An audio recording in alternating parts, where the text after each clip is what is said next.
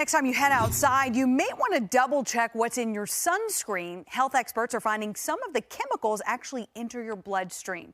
10 News reporter Magdala Lusant spoke to local experts about what you need to know. When I met Scott Barber today, just like many people, he stepped out to enjoy the sun. Came out just my lunch break, get some rays, get some fresh air.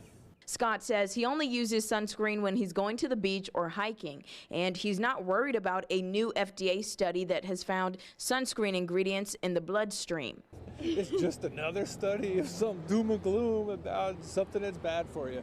But I think in the long run, it's probably going to be, you're better off having a protection than getting scorched in the sun, you know. Dr. Ryan Bornstead of Seven Hills Dermatology sees 50 patients a day for skin care. He says the study's not saying that they're harmful to your health. It's just saying that they are, some of the chemicals, they're found them in the bloodstream as far as like they're absorbing. Because if you think about it, when you use sunscreen, you're using it all over, so you're putting it a lot on. These are the 4 ingredients scientists are looking into: avobenzone, oxybenzone, octocrylene, and akemzole.